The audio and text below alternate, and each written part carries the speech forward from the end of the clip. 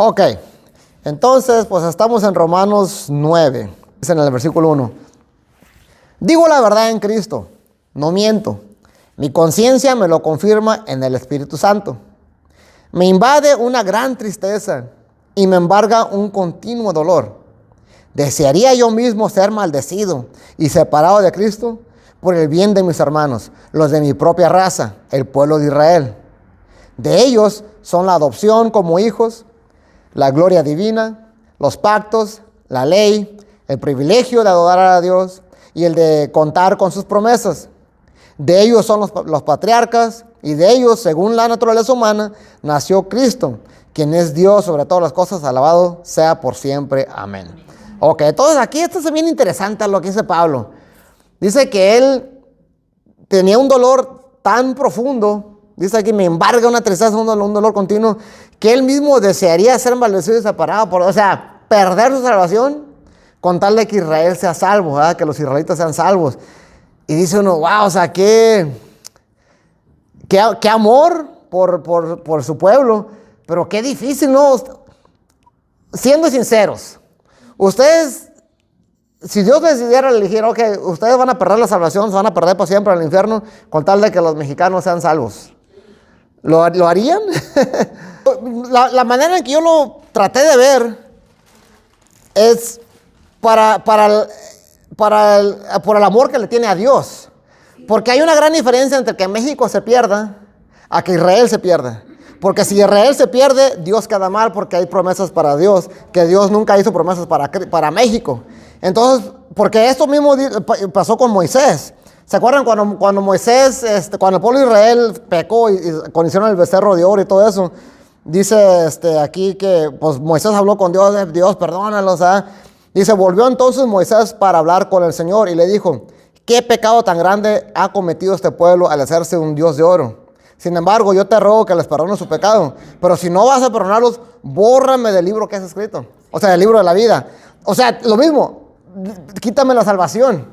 ¿Por qué? Porque estaba dispuesto a morir, pero más que nada por Dios. Aquí no lo puse en otra parte, dice Dios, Señor, tú le hiciste promesas a este pueblo que los ibas a cruzar todo el desierto de Egipto a la tierra prometida. Y las naciones saben. Si la nación no llega de Egipto a la tierra prometida, la gente no va a decir, es que Israel, va a decir, es que Dios no fue poderoso. Y era lo que más le preocupaba a Moisés, la reputación de Dios. Ajá, entonces, yo por eso dicen, ¿sabes qué? O sea, yo quiero que Israel sea salvo por ti, Dios, porque yo no quiero que tú quedes mal. Entonces yo creo que por ahí va Pablo también, no tiene ese mismo sentir de Moisés. Yo quiero que los israelitas, de ellos son las promesas, de ellos son los patriarcas, de ahí viene Cristo, todo el privilegio de adorar a Dios, de contar con sus promesas, todo viene de ahí. Si Israel se pierde, entonces ¿dónde va a quedar la reputación de Dios? Y eso es algo que tenemos que tener en mente, porque, bueno, ahorita vamos a hablar más de eso, pero Pablo estaba dispuesto a morir por su pueblo. Dice, ahora bien, no digamos que la palabra de Dios ha fracasado. Lo que sucede es que no todos los que descienden de Israel son Israel. Entonces aquí viene ya el problema. Si Israel se pierde, Dios quedaría mal, porque hay promesas donde Dios dijo específicamente que el pueblo de Israel jamás iba a desaparecer. ¿Ok? Jamás va a desaparecer. Perpetuo. Si el pueblo de Israel desaparece, con eso Dios ya queda mal, ¿verdad? Porque a veces la Biblia tiene profecías, le llaman profecías positivas y profecías negativas. Profecías positivas son las que dice uno, un día va a pasar esto. Las profecías negativas son las que dicen, nunca va a pasar esto. Son dos tipos de profecías. Las profecías positivas, cualquiera los puede hacer. Yo puedo decir, hermano, ¿qué crees? Dios me habló y me dijo que un día México va a ganar el mundial. Pues, lo puedo hacer. ¿Cómo van a saber si estoy echando mentiras o no? Nunca van a saber, porque el mundial que viene pierde México. Bueno, yo no dije cuándo, nomás Dios me dijo que un día va a ganar. Y sigue el otro mundial, y sigue el otro mundial. Y nunca voy a quedar como mentiroso, porque pues no dije cuándo. En cambio, si yo digo, hermanos, Dios me dijo que México nunca va a ganar el mundial, ahí ya me estoy metiendo en problemas, porque el día que gane, la gente va a saber que soy mentiroso. Ese sí se puede comprobar. Entonces Dios cuando hace promesas, hay profecías en la Biblia positivas donde dice un día va a pasar esto. También hay profecías donde dice nunca va a pasar esto. Y ahí Dios se está poniendo ya a prueba. Una de esas es Israel nunca va a dejar de existir. Siempre va a estar ahí. Siempre va a existir. El día que los judíos aparezcan, ese día podemos decir que Dios no existe o Dios es mentiroso. Por eso el diablo siempre ha estado atacando a los judíos. Y los quiere atacar porque sabe que el día que desaparezcan los judíos, Dios va a quedar como mentiroso. Entonces, ¿pero qué tal si muchos judíos no se salvan? Ahí es donde está eso. Entonces Dios es un mentiroso. Porque no los salvó a todos. Es lo que dice aquí ahora. ¿Pasó eso? Y dice, no. Lo que pasa es que no todos los de Israel realmente son de Israel. ¿Verdad? Ahora, hay que entender eso porque Israel fue elegido por Dios. Acaba de decir el apóstol Pablo que nada nos puede separar del amor de Dios. Pues dice, tengan cuidado. Dice, no malinterpreten lo que estoy diciendo y por eso da el ejemplo de Israel. Así como Dios les promete que nada los puede separar del amor de Dios, así también Dios prometió a Israel. Y sin embargo, muchos israelitas se han perdido. Y te va a explicar eso. Dice, lo que sucede es que no todos los que descienden de Israel son de Israel. Y aquí Jeremías 1, esa es una de las profecías que les hablaba. Dice Dios sobre Israel, que nunca vas a aparecer. Dice, así dice el Señor, cuyo nombre es el Señor Todopoderoso, quien estableció el sol para alumbrar el día, y la luna y las estrellas para alumbrar la noche, y agita el mar para que rujan sus olas. Dice Dios, si alguna vez fallaron estas leyes, o sea, el sol, la luna, y que el mar, todo eso, dice, afirma el Señor, entonces la descendencia de Israel ya nunca más sería mi nación especial. Así dice el Señor, si se pudieran medir los cielos en lo alto y en lo bajo explorar los cimientos de la tierra, entonces yo rechazaría a la descendencia de Israel por todo lo que han hecho. O sea, en otras palabras, nunca. ¿Quién va a poder medir el universo? Los cielos. Pues nadie, nunca. Lo que estoy diciendo, si un día pueden medir eso, yo voy a rechazar a Israel. Pero como nunca lo van a hacer, pues está diciendo que nunca va a rechazar a Israel. Es una de las promesas. Ahora, hay que entender bien esto, lo que les explicaba hace rato, que si Israel desaparece, entonces que dice que Dios es un mentiroso. Hay que tener cuidado con eso porque hay muchas iglesias, muchas teorías, donde precisamente eso afirman, que Israel ya dejó de existir, que Israel ya no es el pueblo de Dios. Por ejemplo, esta parte la saqué de la página de los Testigos de Jehová, ellos creen en eso. Dice, en el Pentecostés del año 33, tuvo lugar un cambio histórico. Ese día Jehová formó una nueva nación, el Israel espiritual, el Israel de Dios, según Gálatas 6:16. Dice, para elegir a sus miembros utilizó su Espíritu Santo. Por primera vez desde los días de Abraham, los varones del pueblo de Dios ya no tenían que circuncidarse. Y ahí es todo un artículo sobre esto, pero lo que están diciendo ellos es que Israel ya no es el pueblo de Dios. Lo rechazó, hubo un cambio histórico, como dice aquí, ahora el pueblo de Dios son ellos, los sí, Jehová, dicen ellos. Todas esas promesas que hay en el Antiguo Testamento para Israel, dice que ahora son para ellos, para los hijos de Jehová, ya no es para Israel. También hay otras iglesias que también tienen una teoría similar, de que Israel ya no es el pueblo de Dios. Dice uno, y todas esas promesas de Jeremías, de Isaías, todas esas promesas, esas promesas ahora son para nosotros.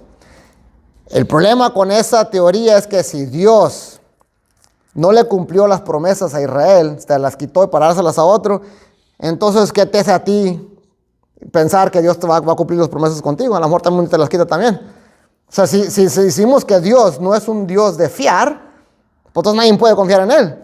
O es un Dios que cumple sus promesas y por lo tanto el pueblo de Israel sigue siendo su pueblo especial, como dice Jeremías.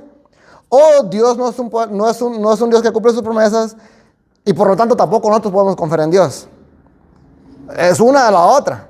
No podemos decir que Dios abandonó a Israel, pero nosotros sí nos va a cumplir las promesas porque estamos diciendo que Dios es mentiroso. O una de dos, o sigue siendo Israel su pueblo de Dios y por lo tanto también nosotros podemos confiar en Dios, o Dios es uno que no cumple sus promesas. Pero aquí Pablo está haciendo, va a hablar de eso, sobre la elección de Israel.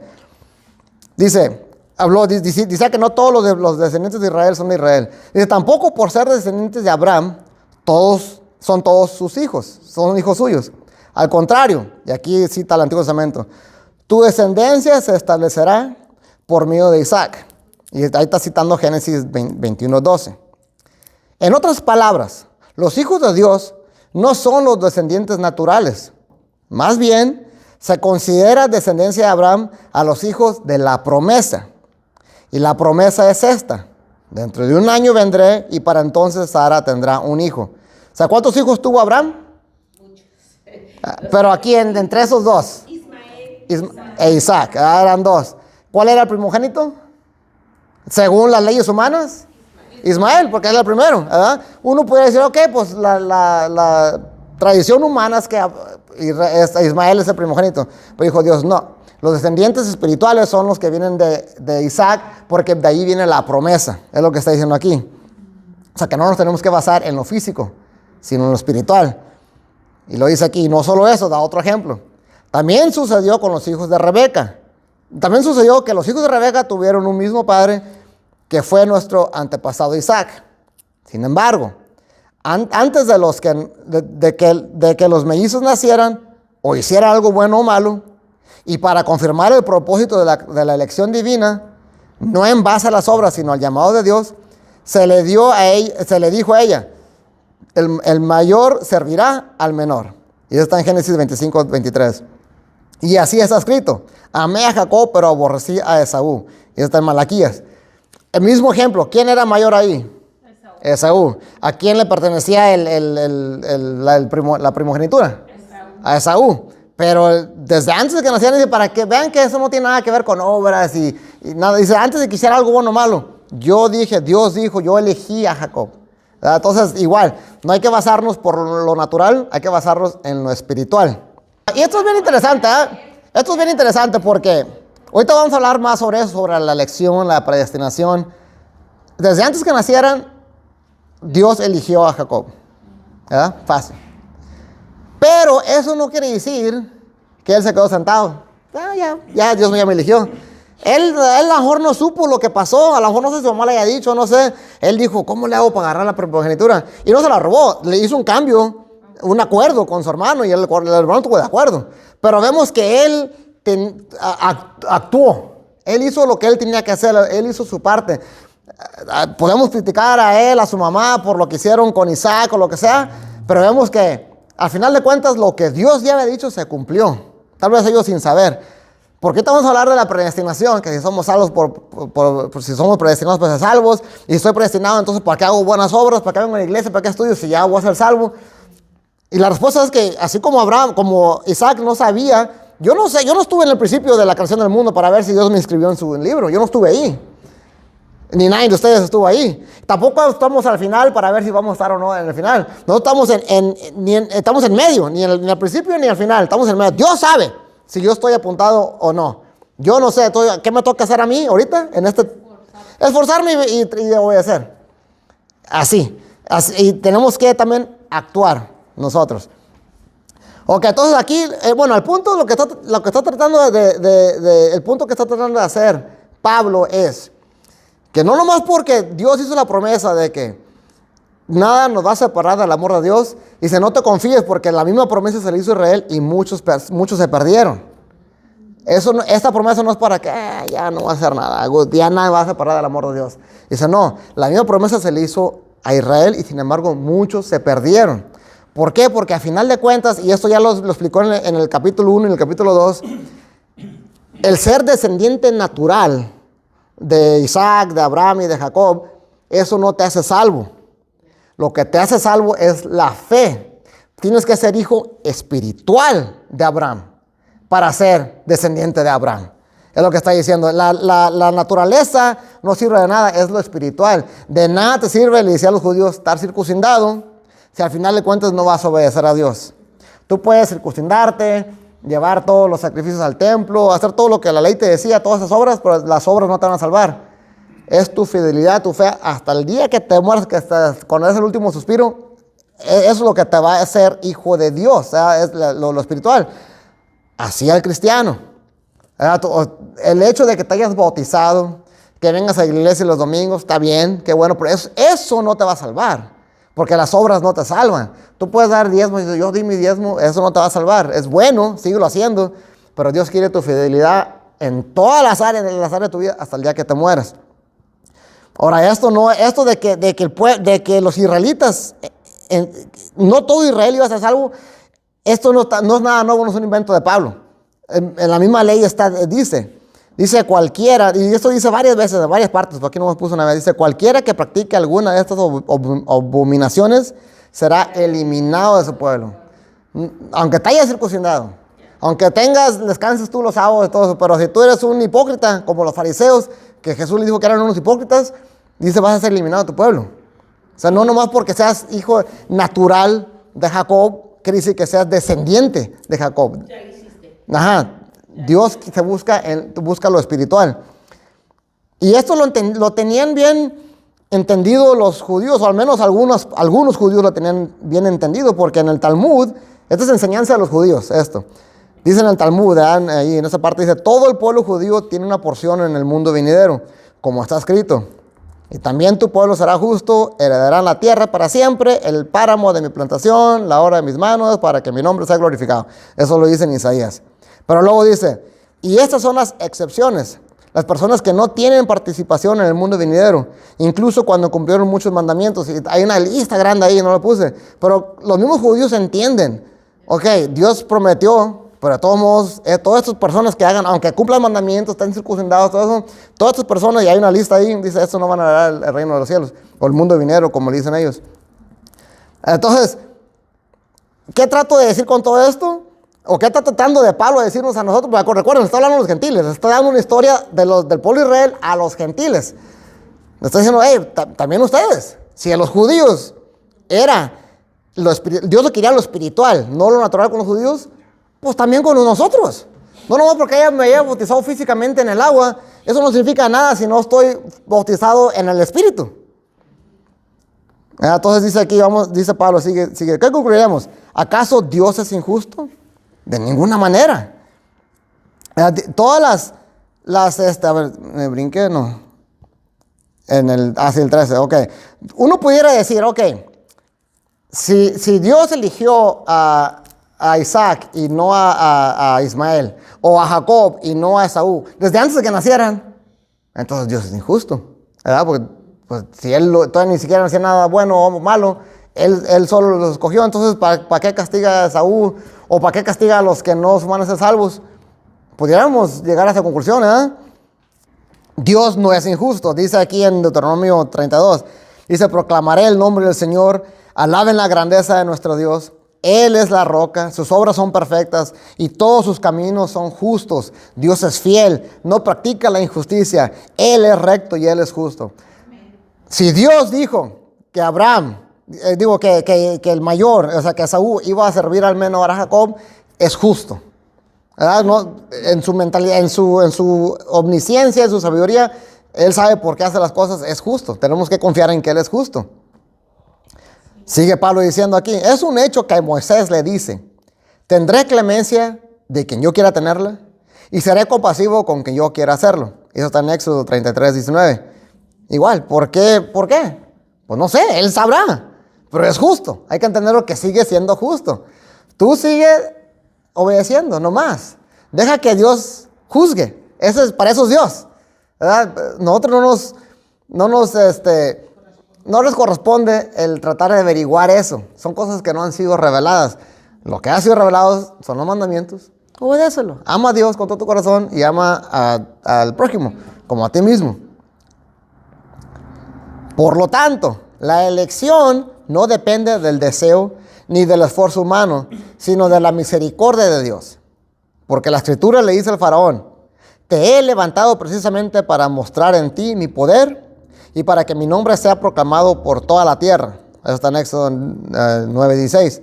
Así que Dios tiene misericordia de quien Él quiere tenerla y endurece a quien Él quiere endurecer. Otra cosa que no entendemos, ¿por qué Dios endureció el corazón de Faraón? Y si Él se lo endureció, entonces ¿por qué lo castigó? ¿Quién se puede resistir a su voluntad?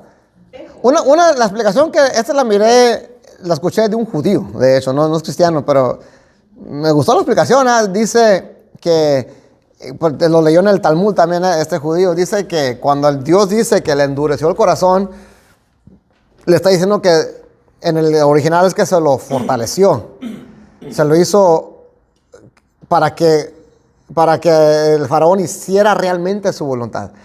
Dice, por ejemplo, vamos a suponer que yo le digo, no sé, le digo a Rorito, hey, dame tus doritos. Y él no quiere, su voluntad es no quiero doritos. Ah, no, y le empiezo a hacer manita de puerco, órale, dame tus doritos. ¿Qué va a hacer? Me lo va a dar. Pero ya no fue su voluntad, ya fue porque yo lo forcé. Entonces dice ahí que cuando Dios iba a empezar a hacer estas plagas, era como hacerle manita de puerco al faraón. Entonces el faraón iba a decir, ok, está bien, que los dejan ir. Pero la gente va a decir, pues no fue realmente no fue la voluntad del faraón.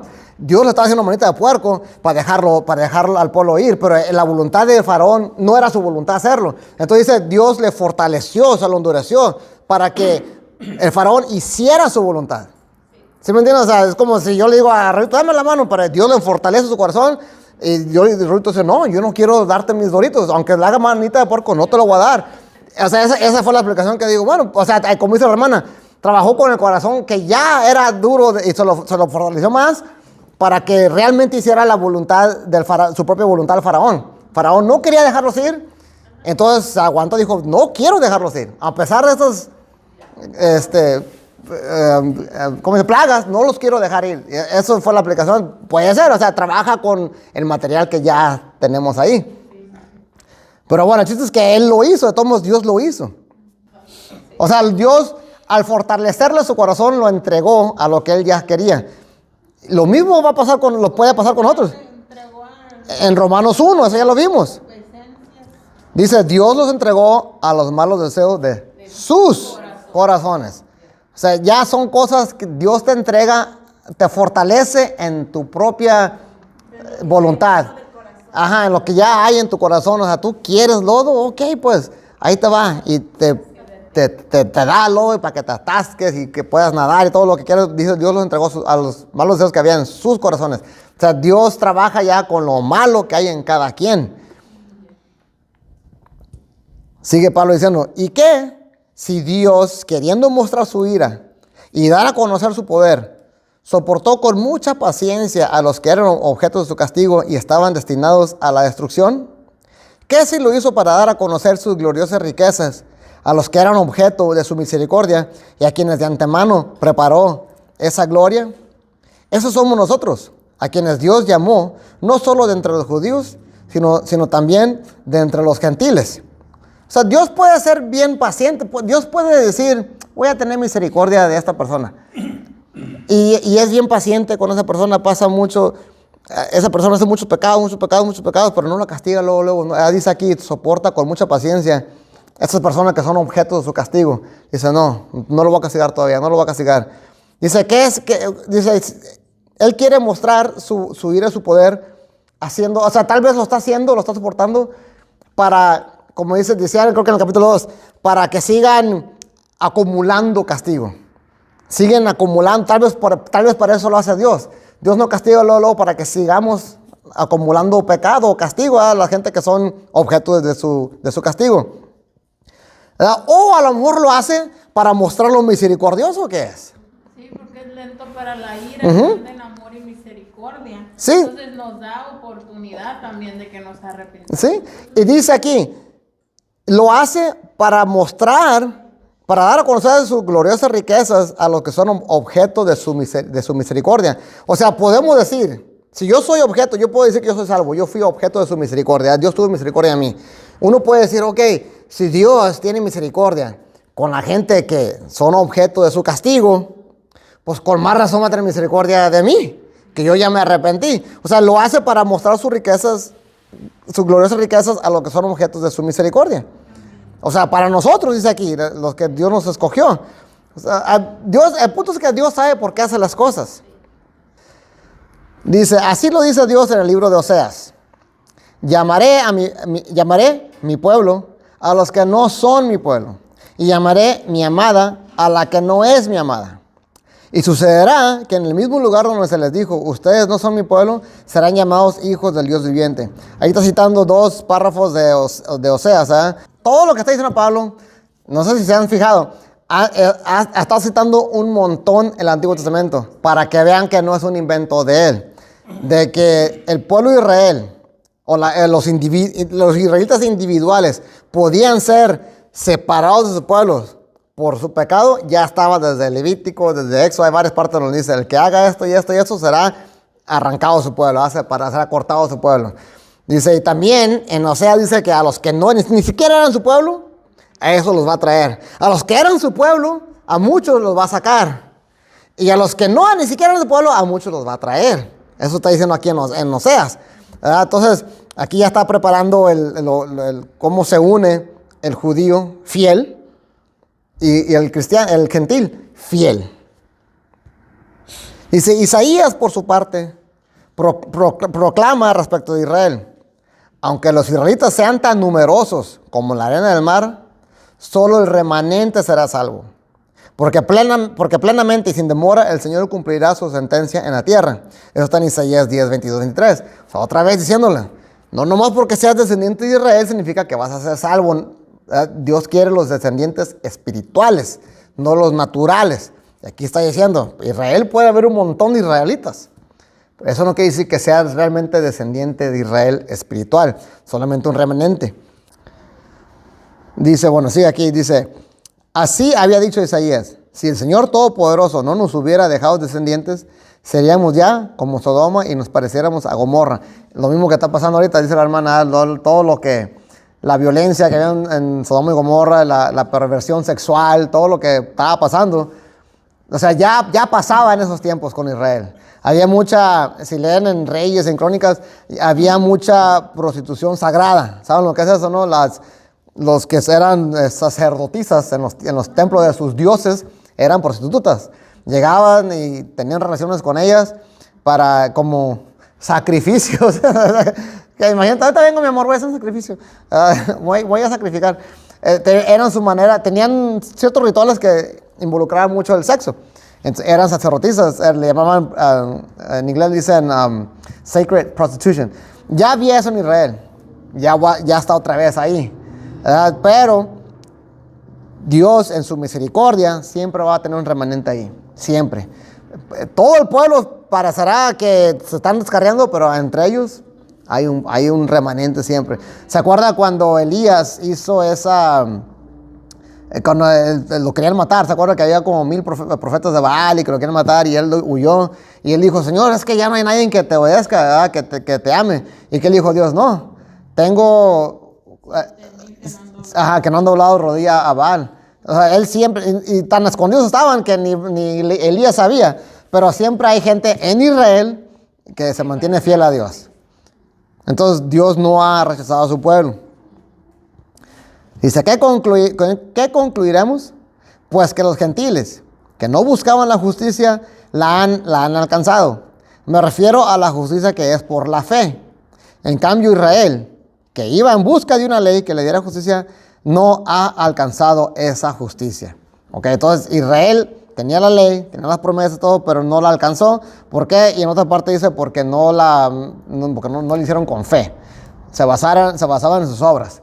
Se basaban en su circuncisión, en sus sacrificios, todo lo que hacían, pero no vivían en fe. Entonces, y todo eso, repito, toda esta lección de Israel también es para nosotros, porque así como le hizo Dios la promesa a Israel, de que siempre iba a ser su pueblo, pero israelitas individuales podían ser sacados de ese pueblo, así Dios le hizo una promesa a la iglesia. Jesús le dijo que las puertas del infierno no prevalecerán contra la iglesia. Uno no puede decir, pues ya la hice. No, eso no quiere decir que a los cristianos individuales no te vaya a castigar. Muchos tal vez no somos salvos, muchos de la iglesia, así como muchos de Israel, realmente no son Israel, decía ahorita Pablo, muchos cristianos no son cristianos, es la verdad. ¿Para qué nos hacemos si ya somos? Dijo Cantinflas. Entonces hay que procurar nosotros ser de los que realmente son cristianos, no nomás de los que nos decimos. Dice, ¿por qué no? O sea, ¿por qué Israel no alcanzó la justicia? Porque no la buscaron mediante la fe, ahí está, sino mediante las obras, como si fuera posible alcanzarla así. O sea, dice, ni siquiera se puede alcanzar. Dice, por eso tropezaron con la piedra de tropiezo, como está escrito. Miren que pongo en Sión una piedra de tropiezo y una roca que hace caer. Está en Isaías.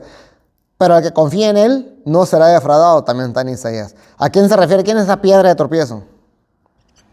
Es Jesús. En Pedro lo dice y en otras partes Pablo también lo dice. Esa piedra de tropiezo que va a hacer a muchos caer es Jesús. Entonces, Dios puso esta piedra de tropiezo para mostrar que realmente no estaban siendo fieles los israelitas, los judíos, los fariseos, todos ellos que se la daban de muy santurrones, hacían las cosas externas, pero dentro de su corazón, dice Jesús, eran unos sepulcros. Así como un ataúd, puede estar bien bonito por fuera, con madera, mármol, oro, pero por dentro hay un cadáver apestoso. Así también nosotros, por afuera, pues sí, puedo estar con corbata y mi saco y venir aquí con mi familia. Pero ¿qué te dice? Soy un infiel, soy un borracho, soy un transero en mi negocio, no soy fiel en mi vida diaria, de nada más servir esas cosas. Así pasó con eso. Dice, buscaban esa justicia, no la buscaron mediante la fe, sino mediante las obras. Ya me circuncindé, ya hice esto, ya hice lo otro. Eso es lo que no quiere que haga Pablo, que lo está diciendo a los gentiles. No nomás porque ya está la promesa de que nada nos puede separar del amor de Dios. Eso no te libra, no te excusa de que tú tienes que seguir siendo fiel a Dios, aún en medio de la adversidad. Ok, y este tema va desde el 9 hasta el 13 o el 14. Aquí ya se acaba ese capítulo, pero el 10 sigue con el mismo tema, hablando de Israel, del 9, el 10, el 11, el 12, todo está hablando de Israel y de cómo los gentiles tienen que tratar. Pero acuérdate que también, eso es bien importante entender. ¿Se acuerdan que en la clase de la introducción decíamos que lo más probable, según la evidencia que hay, era de que los judíos seguían yendo a la sinagoga, los gentiles seguían yendo a la sinagoga, y que en las sinagogas había gente que creía en Cristo, pero se juntaban con gente que no creían en Cristo, estaban todos revueltos. Entonces aquí, creo que es en el 11, Pablo les empieza a decir a los gentiles cómo se deben comportar en medio de esos judíos no creyentes. Pero bueno, el chiste es que este tema se va desde el 9 hasta el 14. Pero aquí se acaba muy abruptamente, pero no, sí, va a seguir la semana que entra. Pero ok, entonces, ¿qué aprendemos? Que Israel fue elegido por Dios, siempre va a estar ahí, Dios cumple sus promesas, pero judíos individuales sí podían ser arrancados de ese pueblo porque no vivían en fe. Y hasta ahí vamos hasta ahorita, ¿verdad? Entonces, para allá, y como que es una enseñanza para los gentiles también. Ok, entonces aquí se acaba este capítulo.